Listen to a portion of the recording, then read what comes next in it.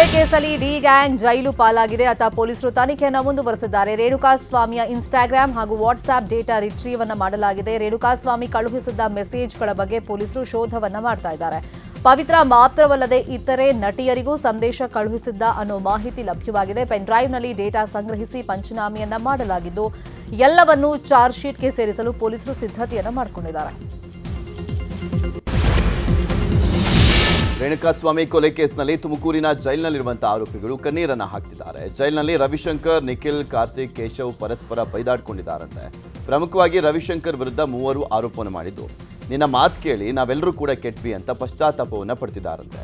ಅಲ್ಲದೆ ಒಬ್ಬರ ಮೇಲೆ ಒಬ್ಬರು ಆರೋಪ ಪ್ರತ್ಯಾರೋಪವನ್ನು ಮಾಡಿಕೊಂಡಿದ್ದಾರಂತೆ. ರೇಣುಕಾಸ್ವಾಮಿ ಕೊಲೆ ಪ್ರಕರಣದ ತನಿಖೆಯನ್ನು ಪೊಲೀಸರು ಚುರುಕುಗೊಳಿಸಿದ್ದಾರೆ. ಕೊಲೆ ಸಂಬಂಧ ದರ್ಶನ್ ಮನೆಯಲ್ಲೇ ಪ್ರಮುಖ ಸಾಕ್ಷ್ಯವನ್ನ ಸಂಗ್ರಹ ಮಾಡ್ತಾ ಇದ್ದಾರೆ. ದರ್ಶನ್ ಮನೆಯ ಸಿಸಿಟಿವಿ ದೃಶ್ಯಾವಳಿಯನ್ನ ಪೊಲೀಸರು ರಿಟ್ರೀವ್ ಮಾಡ್ತಾ ಇದ್ದಾರೆ. ಜೂನ್ 8ರಿಂದ ಜೂನ್ 10ರವರೆಗೆ ಕೊಲೆ ಆರೋಪಿಗಳ ಚಲನವಲನ ಪತ್ತೆ ಹಚ್ಚುತ್ತಾ ಇದ್ದಾರೆ. ಬರೀ ಆರೋಪಿಗಳಲ್ಲದೆ ಕೃತ್ಯಕ್ಕೆ ಬಳಸಿದ್ದ ವಾಹನಗಳ ಓಡಾಟವೂ ಸರಿಯಾಗಿದೆ. ಡಿವಿಆರ್ ಅನ್ನ ಸಿಐಡಿಗೆ ಕಳುಹಿಸಿ ಕಾಮಾಕ್ಷಿಪಾಳ್ಯ ಪೊಲೀಸರು ಕೊಲೆ ಸಂಬಂಧ ದರ್ಶನ್ ಸ್ನೇಹಿತನ ವಿಚಾರಣೆಯನ್ನ ಮಾಡ್ತಾ ಇದ್ದಾರೆ. ವಯನಾಡಲ್ಲಿ ಸಂಭವಿಸಿರುವಂತಹ ದುರಂತದ ಬಗ್ಗೆ ನೋಡ್ತಾ ಹೋಗೋಣ. ಕೇರಳ ಭೂಕುಸಿತ ದುರಂತದಲ್ಲಿ ಪಾರಾಗಿದ್ದ 6 ಮಂದಿ ಚಾಮರಾಜನಗರ ಜಿಲ್ಲೆಯ ಸ್ವಗ್ರಾಮಗಳಿಗೆ ಸುರಕ್ಷಿತವಾಗಿ ಮರಳಿದ್ದಾರೆ. ಮೇಪ್ಪಾಡಿ ಕಾಳಜಿ ಕೇಂದ್ರದಿಂದ ಎಲ್ಲರನ್ನೂ ಸುರಕ್ಷಿತವಾಗಿ ಕರೆತಂದಿದೆ ಜಿಲ್ಲಾಡಳಿತ. ಇನ್ನು ಗುಂಡ್ಲುಪೇಟೆ ತಾಲೂಕಿನ ಕೋಡಹಳ್ಳಿ ಗ್ರಾಮದ ನಾಗಶೆಟ್ಟಿ, ಗೌರಮ್ಮ, ದಿವ್ಯಾ, ಚಾಮರಾಜನಗರ ತಾಲೂಕಿನ ಮಂಗಲ ಗ್ರಾಮದ ಜಯಶ್ರೀ, ಮಂಜುಳಾ ಹಾಗೂ ಸಿದ್ದರಾಜು ತವರಿಗೆ ಮರಳಿದ್ದಾರೆ. ಇವರೆಲ್ಲ ಚೂರಲ್ಮಲ ಟಿ ಎಸ್ಟೇಟ್ನಲ್ಲಿ ಕೆಲಸಕ್ಕೆ ಅಂತ ಹೋಗಿದ್ರು. ವಯನಾಡಿನ ಭೀಕರ ಭೂಕುಸಿತ ಪ್ರದೇಶದಲ್ಲಿ ಸಿಕ್ಕಾಕೊಂಡಿದ್ದಂಥ ಚಾಮರಾಜನಗರದ ಸ್ವಾಮಿ ಶೆಟ್ಟಿ ಊರಿಗೆ ಆಗಮಿಸಿದ್ದು ನ್ಯೂಸ್ 18 ಜೊತೆ ಮಾತನಾಡಿದ್ದಾರೆ. ದುರಂತವನ್ನ ಕಣ್ಣಾರೆ ಕಂಡಿದ್ದಂಥ ಸ್ವಾಮಿ ಶೆಟ್ಟಿ, ನಾನು ಬದುಕಿ ಬಂದಿದ್ದೆ ಪವಾಡ ಅಂತ ಹೇಳಿದ್ದಾರೆ. ಅಣ್ಣನ ತಿಥಿಗೆ ಅಂತ ಚೂರಲ್ಮಾಲಾಗೆ ಹೋಗಿದೆ. ಮಧ್ಯರಾತ್ರಿ ಪ್ರವಾಹದ ನೀರು ಮನೆಯೊಳಗೆ ನುಗ್ಗಿತ್ತು. ಕೂಡಲೇ ಮೊಮ್ಮಕ್ಕಳು ಭಾವ ಮೈದನನ ಮಗಳನ್ನ ಎಬ್ಬಿಸಿ ಪಕ್ಕದಲ್ಲೇ ಇದ್ದಂಥ ಗುಡ್ಡ ಏರಿ ಸಾವಿನಿಂದ ಪಾರಾಗಿದ್ದಾರೆ. ಚೂರಲ್ಮಲ ಅಕ್ಷರಶಃ ಸಂಪೂರ್ಣವಾಗಿ ನಾಶವಾಗಿದೆ. ಎಲ್ಲಿ ನೋಡಿದ್ರೂ ಕುಸಿದ ಮನೆಗಳು, ನೀರು ಅಷ್ಟೇ ಕಾಣಿಸ್ತಾ ಇರೋದು. ದುರಂತ ನಡೆದಂತ ಚೂರಲ್ಮಲದಲ್ಲಿ ಸಾಂಕ್ರಾಮಿಕ ರೋಗದ ಭೀತಿ ಎದುರಾಗಿದೆ. ಹೀಗಾಗಿ ಜಿಲ್ಲಾಡಳಿತ ಸಾರ್ವಜನಿಕ ಸ್ಥಳಗಳಲ್ಲಿ ಮಾಸ್ಕ್ ಅನ್ನ ಕಡ್ಡಾಯಗೊಳಿಸಿದೆ. ವಯನಾಡು ಭೂಕುಸಿತದಲ್ಲಿ ಮಡಿದವರಿಗೆ ಖ್ಯಾತ ಮರಳು ಕಲಾವಿದ ಸುದರ್ಶನ್ ಪಟ್ನಾಯಕ್ ವಿಶೇಷ ರೀತಿಯಲ್ಲಿ ಸಂತಾಪವನ್ನು ಸೂಚಿಸಿದ್ದಾರೆ. ಪುರಿ ಕಡಲ ತೀರದ ಮರಳಿನಲ್ಲಿ ವಯನಾಡಿನ ಕಲಾಕೃತಿ ರಚಿಸಿ ವಯನಾಡಿಗಾಗಿ ನಾವೆಲ್ಲರೂ ಪ್ರಾರ್ಥಿಸೋಣ ಅಂತ ಹೇಳಿದ್ದಾರೆ. ದುರಂತದಲ್ಲಿ 290ಕ್ಕೂ ಅಧಿಕ ಮಂದಿ ಸಾವನ್ನಪ್ಪಿದ್ದಾರೆ. 100 ಜನರಿಗೆ ಚಿಕಿತ್ಸೆಯನ್ನು ನೀಡಲಾಗ್ತಾ ಇದೆ. ಇದೀಗ ಮಳೆ ಸುದ್ದಿ. ಚಿಕ್ಕಮಗಳೂರು ಜಿಲ್ಲೆಯಲ್ಲಿ ಮಳೆ ಹೆಚ್ಚಾಗಿದ್ದು ಮಳೆ ಅವಾಂತರ ಮುಂದುವರೆದಿದೆ. ಕಳಸದಲ್ಲಿ ಸಂಸೆಯಲ್ಲಿ ಕುಟುಂಬವೊಂದು ಸಾವಿನಿಂದ ಜಸ್ಟ್ ಮಿಸ್ ಆಗಿದೆ. ಮನೆಯಲ್ಲಿ ಮಲಗಿದ್ದ ವೇಳೆ ಹಾಸಿಗೆಗೆ ನೀರು ಬಂದಾಗ ಎಚ್ಚರ ಆಗಿದೆ. ಆ ವೇಳೆ ಗುಡ್ಡ ಕುಸಿಯುವಂತ ಶಬ್ದ ಕೇಳಿಬಂದಿದ್ದು ಕೂಡಲೇ ಮನೆಯಿಂದ ಓಡ್ ಬಂದಿದ್ದಾರೆ ಕುಟುಂಬಸ್ಥರು, ಜೀವವನ್ನ ಉಳಿಸಿಕೊಂಡಿದ್ದಾರೆ. ಗುಡ್ಡ ಕುಸಿತದ ಬಗ್ಗೆ ಅಧಿಕಾರಿಗಳಿಗೆ ವಿಚಾರ ತಿಳಿಸಲು ನೆಟ್ವರ್ಕ್ ಇಲ್ಲದೆ ಕುಟುಂಬ ಪರದಾಡಿದೆ. ಸದ್ಯ ನಮ್ಮನ್ನ ಬೇರೆ ಕಡೆ ಸ್ಥಳಾಂತರ ಮಾಡಿ ಅಂತ ಕುಟುಂಬಸ್ಥರು ಅಧಿಕಾರಿಗಳ ಮುಂದೆ ಮನವಿಯನ್ನ ಮಾಡಿಕೊಂಡಿದ್ದಾರೆ. ಹಾಸನದಲ್ಲೂ ಮಳೆ ಹಾವಳಿ ಹೆಚ್ಚಾಗಿದೆ. ಭಾರೀ ಗಾಳಿ ಮಳೆಗೆ ಮನೆ ಉರುಳಿ ಬಿದ್ದಿದೆ. ಹಾಸನದ ಬೇಲೂರಿನಲ್ಲಿ ಘಟನೆ ನಡೆದಿರುವಂಥದ್ದು. ಎಡೆಬಿಡದೆ ಸುರಿತಾ ಇರುವಂತಹ ಮಳೆಗೆ ಮನೆಯ ಗೋಡೆ ಶಿಥಿಲಗೊಂಡಿತ್ತು. ಶಿಥಿಲಗೊಂಡಂತ ಗೋಡೆ ಕುಸಿದಿದ್ದು ಅದೃಷ್ಟವಶಾತ್ ಮನೆಯಲ್ಲಿದ್ದಂಥವರು ಪ್ರಾಣಾಪಾಯದಿಂದ ಪಾರಾಗಿದ್ದಾರೆ. ಸದ್ಯ ಸೂಕ್ತ ಪರಿಹಾರ ನೀಡುವಂತೆ ಜಿಲ್ಲಾಡಳಿತಕ್ಕೆ ಕುಟುಂಬಸ್ಥರು ಮನವಿಯನ್ನು ಮಾಡಿಕೊಂಡಿದ್ದಾರೆ. ದಕ್ಷಿಣ ಕನ್ನಡ ಜಿಲ್ಲೆಯಲ್ಲಿ ಮಳೆ ಆರ್ಭಟ ಮುಂದುವರೆದಿದೆ. ಪುತ್ತೂರಿನ ಬೈಪಾಸ್ ರಸ್ತೆ ಬಪ್ಪಳಿಗೆಯಲ್ಲಿ ಗುಡ್ಡ ಕುಸಿದಿದ್ದು ಮಾಣಿ ಮೈಸೂರು ಹೆದ್ದಾರಿ ಬಂದಾಗಿದೆ. ಇವತ್ತು ಬೆಳಗಿನ ಜಾವ ಗುಡ್ಡ ಕುಸಿದಿದೆ. ಗುಡ್ಡ ಕುಸಿತದ ಬಳಿ ಇರುವಂತಹ ದೇವಸ್ಥಾನ ಹಾಗೂ ಮನೆ ಅಪಾಯದಲ್ಲಿದೆ. ವಾಹನ ಸಂಚಾರ ಇಲ್ಲದ ಸಮಯದಲ್ಲಿ ಗುಡ್ಡ ಕುಸಿದ ಕಾರಣ ಭಾರೀ ಅನಾಹುತ ತಪ್ಪಿದೆ. ರಾಜ್ಯದ ಹಲವೆಡೆ ಮಹಾಮಳೆ ಮುಂದುವರೆದಿದೆ. ದಕ್ಷಿಣ ಕನ್ನಡ ಜಿಲ್ಲೆಯಾದ್ಯಂತ ಇಂದು ಭಾರೀ ಮಳೆ ಆಗುವಂತ ಮುನ್ಸೂಚನೆ ಕೊಟ್ಟಿದ್ದು ರೆಡ್ ಅಲರ್ಟ್ ಅನ್ನು ಘೋಷಣೆ ಮಾಡಲಾಗಿದೆ. ಹೀಗಾಗಿ ಇಂದು ದಕ್ಷಿಣ ಕನ್ನಡ ಜಿಲ್ಲೆಯ ಎಲ್ಲ ಶಾಲಾ ಕಾಲೇಜುಗಳಿಗೆ ರಜೆಯನ್ನು ಘೋಷಣೆ ಮಾಡಲಾಗಿದೆ. ಇನ್ನು ಜಿಲ್ಲಾ ಉಸ್ತುವಾರಿ ಸಚಿವ ದಿನೇಶ್ ಗುಂಡೂರಾವ್ ಮಂಗಳೂರಿಗೆ ತೆರಳಿದ್ದು ಮಳೆಯಿಂದ ಹಾನಿಗೊಳಗಾದಂಥ ಪ್ರದೇಶಗಳಿಗೆ ಭೇಟಿಯನ್ನು ಕೊಡಲಿದ್ದಾರೆ.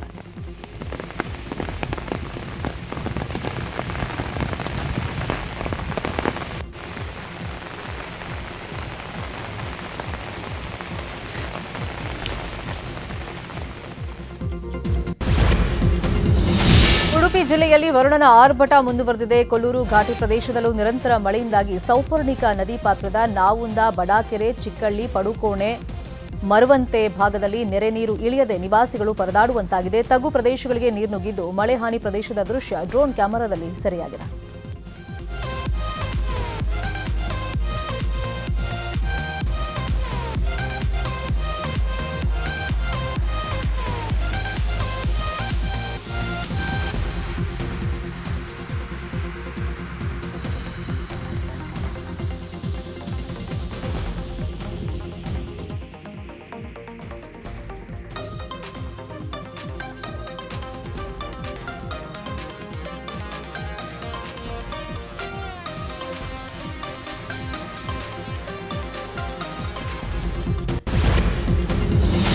ಖಾನಾಪುರ ತಾಲೂಕಿನಲ್ಲಿ ಮಳೆ ಆರ್ಭಟ ಹೆಚ್ಚಾಗಿದೆ. ಮಳೆ ಹೆಚ್ಚಾದಂಥ ಹಿನ್ನೆಲೆಯಲ್ಲಿ ರೇಣುಕಾಸಾಗರ ಡ್ಯಾಂಗೆ ಅಪಾರ ಪ್ರಮಾಣದಲ್ಲಿ ನೀರು ಹರಿದು ಬರ್ತಾ ಇದೆ. ಡ್ಯಾಂನಲ್ಲಿ ಒಳಹರಿವು ಹೆಚ್ಚಾದಂಥ ಹಿನ್ನೆಲೆಯಲ್ಲಿ ಅಪಾರ ಪ್ರಮಾಣದ ನೀರು ಹೊರಬಿಡಲಾಗ್ತಾ ಇದೆ. ಡ್ಯಾಂನಿಂದ ನೀರು ಹೊರಬಿಟ್ಟಂಥ ಹಿನ್ನೆಲೆಯಲ್ಲಿ ರಾಮದುರ್ಗ ತಾಲೂಕಿನಲ್ಲಿ ಮತ್ತೆ ಪ್ರವಾಹದ ಭೀತಿ ಎದುರಾಗಿದೆ. ರಾಮದುರ್ಗ ಸುರೇಬಾನ್ ಘಟಕನೂರು ಗ್ರಾಮಕ್ಕೆ ನೀರು ನುಗ್ಗಿದೆ. ರಾಮದುರ್ಗದ ಹಳೆಯ ಸೇತುವೆ ಮುಳುಗಡೆ ಆಗಿದೆ.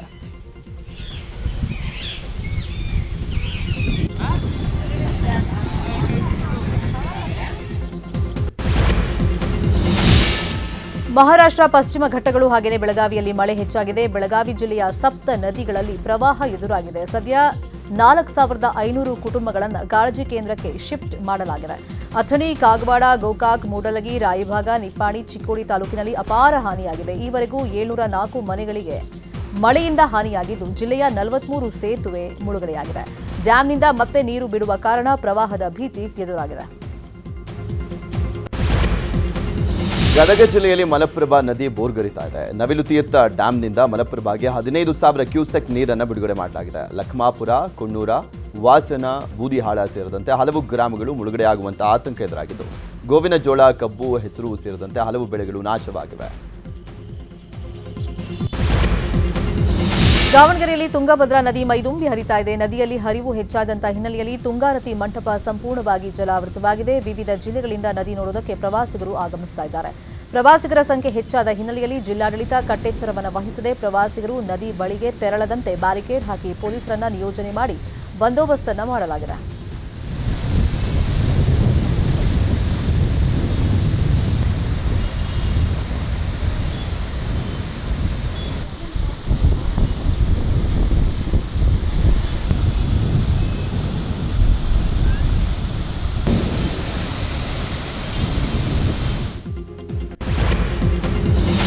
ತುಂಗಭದ್ರಾ ನದಿಯಲ್ಲಿ ಹರಿವು ಹೆಚ್ಚಾಗಿದೆ. ಇದೇ ವೇಳೆ ನದಿಯಲ್ಲಿ ಬೃಹತ್ ಮೊಸಳೆ ಕಾಣಿಸಿಕೊಂಡಿದ್ದು ಜನರಲ್ಲಿ ಆತಂಕ ಮೂಡಿದೆ. ಕೊಪ್ಪಳದ ಹುಲಿಗಾಯಿ ಶ್ರೀ ಹುಲಿಗೆಮ್ಮ ದೇವಸ್ಥಾನದ ಬಳಿ ಬೃಹತ್ ಮೊಸಳೆ ಕಾಣಿಸಿಕೊಂಡಿತ್ತು. ನದಿ ದಡದ ಬಂಡೆಯ ಮೇಲೆ ಮೊಸಳೆ ಕಾಣಿಸಿಕೊಂಡಂತ ಪರಿಣಾಮ ಭಕ್ತರು ಭಯಭೀತರಾಗಿದ್ದಾರೆ. ಕೆಆರ್ಎಸ್ನಿಂದ ಹೆಚ್ಚುವರಿ ನೀರು ಬಿಡುಗಡೆ ಮಾಡಲಾಗಿದೆ. ಕನಕಪುರದ ಸಂಗಮದಲ್ಲಿ ಪ್ರವಾಹದ ಪರಿಸ್ಥಿತಿ ನಿರ್ಮಾಣವಾಗಿದೆ. ಸಂಗಮ ಪ್ರದೇಶದಲ್ಲಿರುವಂತಹ ಹೋಟೆಲ್ ಹಾಗೂ ಸಂಗಮಕ್ಕೆ ನೀರು ನುಗ್ಗಿದೆ. ನೀರಿನ ಹರಿವು ಹೆಚ್ಚಾದ ಕಾರಣ ಮೇಕೆದಾಟು ಹಾಗೂ ಸಂಗಮಕ್ಕೆ ಪ್ರವಾಸಿಗರಿಗೆ ನಿಷೇಧವನ್ನು ಹೇರಲಾಗಿದೆ.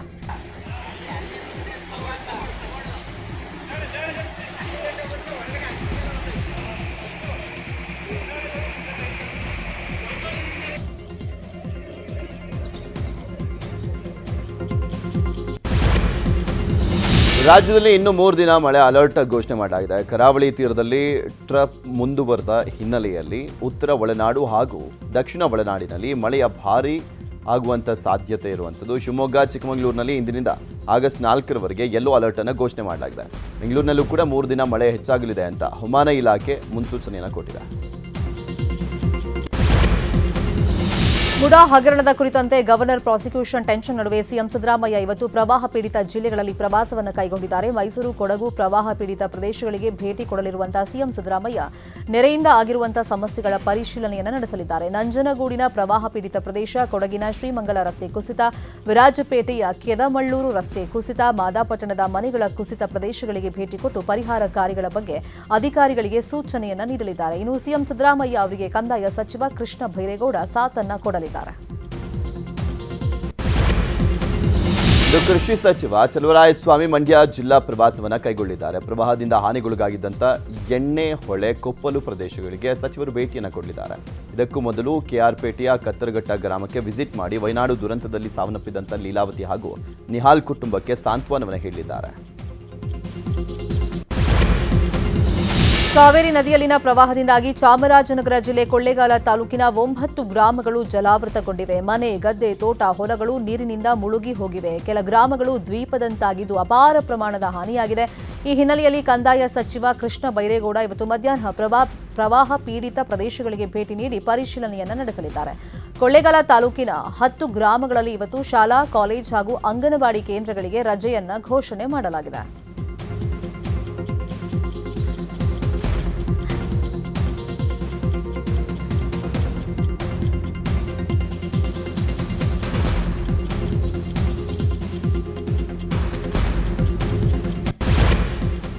ಈಗ ರಾಜ್ಯದ ಸುದ್ದಿ ನೋಡ್ತಾ ಹೋಗೋಣ.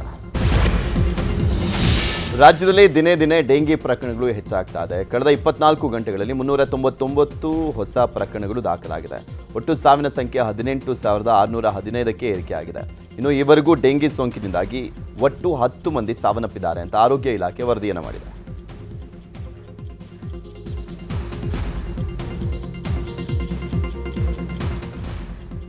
ಒಟ್ಟು ಡೆಂಗಿನಿಂದಾಗಿ ಸಾವಿನ ಸಂಖ್ಯೆ 10ಕ್ಕೆ ಏರಿಕೆ ಆಗಿರುವಂಥದ್ದು. ದಿನೇ ದಿನೇ ಪ್ರಕರಣಗಳು ಜಾಸ್ತಿ ಆಗ್ತಾ ಇರುವಂಥ ಹಿನ್ನೆಲೆಯಲ್ಲಿ ಆರೋಗ್ಯ ಇಲಾಖೆ ಇದನ್ನು ತಡೆಗಟ್ಟುವಂಥ ನಿಟ್ಟಿನಲ್ಲಿ ಸಾಕಷ್ಟು ಕಟ್ಟೆಚ್ಚರವನ್ನು ವಹಿಸಿದೆ.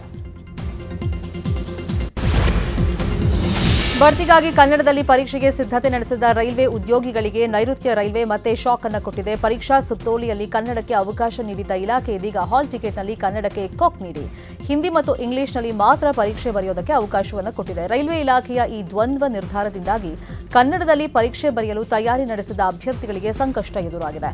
ಕಳೆದ 2 ತಿಂಗಳಿಂದ ಪರೀಕ್ಷೆಗೆ ತಯಾರಿ ನಡೆಸಿದ ಅಭ್ಯರ್ಥಿಗಳು ಇದೀಗ ತಲೆ ಮೇಲೆ ಕೈ ಹೊತ್ತು ಕೂತ್ಕೊಂಡಿದ್ದಾರೆ. ಐಟಿ ಉದ್ಯೋಗಿಗಳ ಕೆಲಸದ ಅವಧಿಯನ್ನು 14 ಗಂಟೆಗೆ ವಿಸ್ತರಿಸಲಿಕ್ಕೆ ಪ್ರಸ್ತಾವನೆ ಸಲ್ಲಿಸಿರುವುದನ್ನು ವಿರೋಧಿಸಿ ನಾಳೆ ಪ್ರತಿಭಟನೆ ನಡೆಯಲಿದೆ. ಬೆಂಗಳೂರಿನ ಫ್ರೀಡಂ ಪಾರ್ಕ್ನಲ್ಲಿ ದೊಡ್ಡ ಮಟ್ಟದ ಪ್ರತಿಭಟನೆಗೆ ಐಟಿ ಉದ್ಯೋಗಿಗಳು ಕರೆಯನ್ನು ಕೊಟ್ಟಿದ್ದಾರೆ.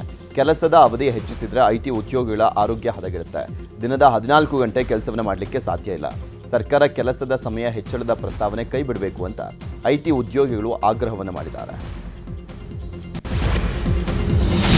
ಸರ್ಕಾರಿ ಪ್ರಾಥಮಿಕ ಶಾಲೆಯ ಶಿಕ್ಷಕರೊಬ್ಬರ ವರ್ಗಾವಣೆ ಖಂಡಿಸಿ ಪೋಷಕರು, ವಿದ್ಯಾರ್ಥಿಗಳು ಪ್ರತಿಭಟನೆಯನ್ನು ನಡೆಸಿದ್ದಾರೆ. ಚಿತ್ರದುರ್ಗ ಜಿಲ್ಲೆ ಚಳ್ಳಕೆರೆ ತಾಲೂಕಿನ ಕಾವಲು ಬಸವೇಶ್ವರ ನಗರದ ಶಾಲೆಯ ಏಕೈಕ ಶಿಕ್ಷಕ ಸಿ ಲೋಕೇಶ್ ಅವರನ್ನ ಶಿಕ್ಷಣ ಇಲಾಖೆ ಬೇರೆ ಶಾಲೆಗೆ ವರ್ಗಾವಣೆ ಮಾಡಿದೆ. ಈ ಹಿನ್ನೆಲೆಯಲ್ಲಿ ಶಿಕ್ಷಕ ಲೋಕೇಶ್ ವರ್ಗಾವಣೆ ರದ್ದು ಮಾಡುವಂತೆ ಆಗ್ರಹಿಸಿ ಶಾಲಾ ಮಕ್ಕಳು ಹಾಗೂ ಪೋಷಕರು ಪ್ರತಿಭಟನೆಯನ್ನ ಮಾಡಿದರು. ಮಕ್ಕಳ ಸ್ನೇಹಿಯಾಗಿ ಕರ್ತವ್ಯ ನಿರ್ವಹಿಸ್ತಾ ಇದ್ದ ಶಿಕ್ಷಕ ಲೋಕೇಶ್ ಶಾಲೆ ಅಭಿವೃದ್ಧಿಗೆ ಶ್ರಮಿಸಿದ್ದಾರೆ. ಇಂಥ ಶಿಕ್ಷಕರ ವರ್ಗಾವಣೆ ಬೇಡ ಅಂತ ಪೋಷಕರು ಆಗ್ರಹವನ್ನು ಮಾಡಿದ್ದಾರೆ.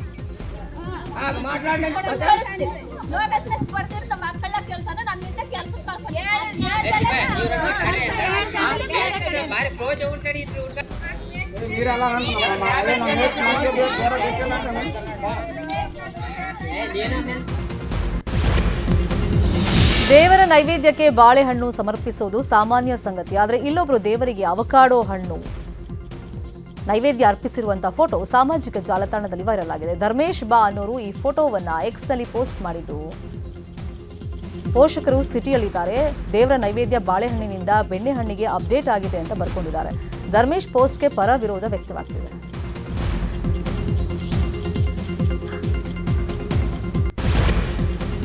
ಈಗ ರಾಜಕೀಯದ ಸುದ್ದಿ ನೋಡ್ತಾ ಹೋಗೋಣ.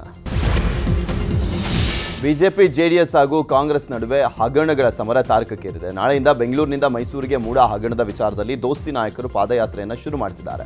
ಬಿಜೆಪಿಯ ಪಾದಯಾತ್ರೆಗೆ ಟಕ್ಕರನ್ನು ಕೊಡಲಿಕ್ಕೆ ಕಾಂಗ್ರೆಸ್ ಸಿದ್ಧತೆಯನ್ನು ಮಾಡಿಕೊಂಡಿದ್ದು ಇಂದಿನಿಂದ ಜನಾಂದೋಲನ ಸಮಾವೇಶ ಪ್ರಾರಂಭ ಮಾಡ್ತಾ ಇದೆ. ಬಿಡದಿಯ ಬಿಜಿಎಸ್ ವೃತ್ತದಲ್ಲಿ ಸಮಾವೇಶ ನಡೆಯಲಿದೆ. ಹಾಸನದಲ್ಲಿ ಮಾಜಿ ಸಂಸದ ಪ್ರಜ್ವಲ್ ರೇವಣ್ಣ ರದ್ದು ಎನ್ನಲಾದ ಅಶ್ಲೀಲ ವಿಡಿಯೋ ಹರಿದಾಡಿದ ಪ್ರಕರಣಕ್ಕೆ ಸಂಬಂಧಪಟ್ಟಂತೆ ಬಿಗ್ ಟ್ವಿಸ್ಟ್ ಸಿಕ್ಕಿದೆ. ಜಾಲತಾಣಗಳಲ್ಲಿ ಹರಿದಾಡಿದ ಅಶ್ಲೀಲ ವಿಡಿಯೋ ಅಸಲಿ ಅನ್ನೋದು ಸಾಬೀತಾಗಿದೆ. ಈ ವಿಡಿಯೋಗಳು ಎಡಿಟಿಂಗ್ ಅಥವಾ ಮಾರ್ಫಿಂಗ್ ಮಾಡಿಲ್ಲ. ಆದರೆ ವಿಡಿಯೋದಲ್ಲಿರುವಂತಹ ವ್ಯಕ್ತಿ ಯಾರು ಎಂಬುದು ಸಾಬೀತಾಗಿಲ್ಲ ಅಂತ ಎಫ್ಎಸ್ಎಲ್ ವರದಿಯಲ್ಲಿ ಉಲ್ಲೇಖವನ್ನ ಮಾಡಲಾಗಿದೆ. ಇನ್ನು ಸದ್ಯದಲ್ಲೇ ಚಾರ್ಜ್ ಶೀಟ್ ಸಲ್ಲಿಕೆ ಮಾಡೋದಕ್ಕೆ ಪೊಲೀಸರು ತಯಾರಿಯನ್ನ ಮಾಡಿಕೊಳ್ತಾ ಇದ್ದಾರೆ. ಲೋಕಸಭೆಯಲ್ಲಿ ತಾವು ಭಾಷಣ ಮಾಡಿದ್ದಕ್ಕೆ ತಮ್ಮ ಮೇಲೆ ಇಡಿ ದಾಳಿ ಮಾಡುವಂತ ಸಿದ್ಧತೆಯನ್ನು ಮಾಡಿಕೊಳ್ತಾ ಇದೆ ಅಂತ ಲೋಕಸಭೆಯ ವಿಪಕ್ಷ ನಾಯಕ ರಾಹುಲ್ ಗಾಂಧಿ ಎಕ್ಸ್ನಲ್ಲಿ ಪೋಸ್ಟ್ ಮಾಡಿದ್ದಾರೆ. ತಮ್ಮ ಮೇಲೆ ದಾಳಿ ಮಾಡುವ ಕುರಿತು ಇಡಿಯಿಂದ ಮಾಹಿತಿ ಸಿಕ್ಕಿದ್ದು, ಇಡಿಗೆ ಸ್ವಾಗತ, ನನ್ನ ಕಡೆಯಿಂದಲೇ ಟೀ ಬಿಸ್ಕೆಟ್ ನಿಮಗಾಗಿ ಕಾಯ್ತಾ ಇದೆ ಅಂತ ಹೇಳಿದ್ದಾರೆ. ಜಮ್ಮು ಕಾಶ್ಮೀರದಲ್ಲಿ ಭದ್ರತಾ ಪಡೆಗಳು ಭರ್ಜರಿ ಕಾರ್ಯಾಚರಣೆಯನ್ನು ನಡೆಸಿದ್ದು ಉಗ್ರರ ಅಡಗುತಾಣವೊಂದನ್ನು ಪತ್ತೆ ಮಾಡಲಾಗಿದೆ. ರಜೌರಿ ಭಾಗದಲ್ಲಿ ಉಗ್ರರ ಅಡಗುತಾಣವನ್ನು ಸೈನಿಕರು ಪತ್ತೆ ಹಚ್ಚಿದ್ದಾರೆ. ವೇಳೆ ಅಪಾರ ಪ್ರಮಾಣದ ಶಸ್ತ್ರಾಸ್ತ್ರವನ್ನು ವಶಕ್ಕೆ ಪಡೆಯಲಾಗಿದೆ.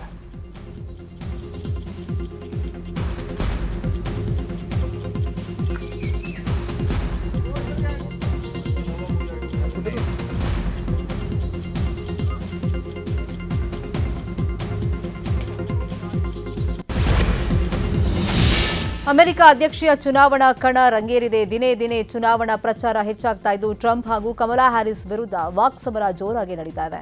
ಡೆಮಾಕ್ರೆಟಿಕ್ ಪಕ್ಷದ ಅಧ್ಯಕ್ಷೀಯ ಅಭ್ಯರ್ಥಿಯಾಗಿರುವಂತಹ ಕಮಲಾ ಹ್ಯಾರಿಸ್ ವಿರುದ್ಧ ಜನಾಂಗೀಯ ನಿಂದನೆಯನ್ನು ಮಾಡಲಾಗಿದೆ. ಅಧ್ಯಕ್ಷೀಯ ಚುನಾವಣೆಯ ಅಭ್ಯರ್ಥಿ ಆಗುವವರೆಗೂ ಭಾರತ ಅಮೆರಿಕ ಮೂಲವನ್ನ ಒತ್ತಿ ಹೇಳ್ತಾ ಇದ್ದ ಕಮಲಾ ಈಗ ಇದ್ದಕ್ಕಿದ್ದಂತೆ ಕಪ್ಪು ವರ್ಣೀಯರ್ ಅಂತ ಹೇಳ್ತಾ ಇದ್ದಾರೆ ಅನ್ನೋ ಮೂಲಕ ಜನಾಂಗೀಯ ನಿಂದನೆಯನ್ನು ಮಾಡಿದ್ದಾರೆ. ಪ್ಯಾರಿಸ್ನಲ್ಲಿ ಒಲಿಂಪಿಕ್ಸ್ನಲ್ಲಿ ಭಾರತೀಯ ಅಥ್ಲೀಟ್ಗಳ ಪದಕ ಬೇಟೆ ಮುಂದುವರೆದಿದ್ದು ಭಾರತಕ್ಕೆ ಮತ್ತೊಂದು ಕಂಚಿನ ಪದಕ ಬಂದಿದೆ. 50 ಮೀಟರ್ ಶೂಟಿಂಗ್ ವಿಭಾಗದಲ್ಲಿ ಸ್ವಪ್ನಿಲ್ ಕುಸಲೆ ಕಂಚಿನ ಪದಕಕ್ಕೆ ಮುತ್ತಿಟ್ಟಿದ್ದಾರೆ. ಈ ಮೂಲಕ ಭಾರತ 3ನೇ ಒಲಿಂಪಿಕ್ಸ್ನಲ್ಲಿ ಕಂಚಿನ ಪದಕವನ್ನು ಗೆದ್ದಿದೆ.